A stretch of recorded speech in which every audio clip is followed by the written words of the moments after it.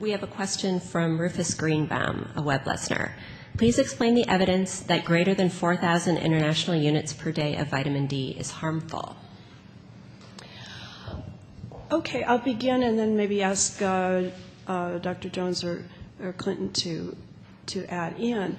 So we took a cautious approach because we are interested in public health and really reducing the risk to the public.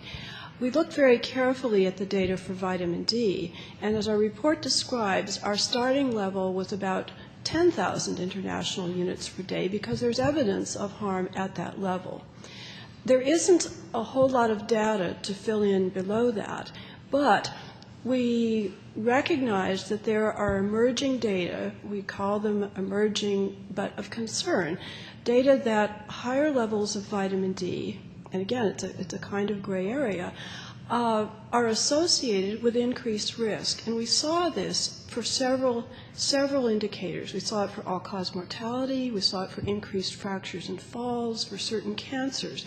And so it was the congruence of these data that made us consider that for our recommendations, which are going to go to the public and may have a shelf life of many years, that we needed to take a cautious approach. And so we backed off from that 10,000 number down to 4,000 IU per day. And we're reasonably confident that up to that level, there's probably not indication of harm, but above which risk and risk assessment would tend to increase. Glenn Jones again. I would say that what's also important to point out here is that we're also suggesting that doses between 600 or 800, which is the recommended dietary allowance, and the upper limit, are not doses that are associated with additional benefit.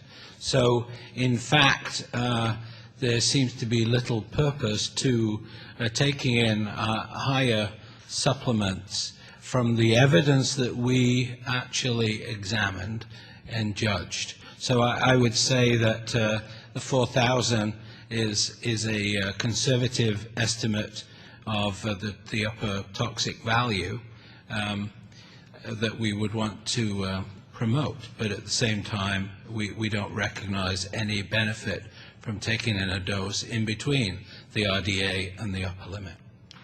Dr. Brannon? Yes, I also wanted to comment that it's important to remember that the evidence for the adverse effects at 10,000 international units is evidence of what we might call acute adverse effects. The issue for setting the upper level is to consider routine daily intakes. And as has been pointed out by my colleagues, there's less evidence there, but that also contributes to the need to proceed with caution given the emerging concerns about potential risk.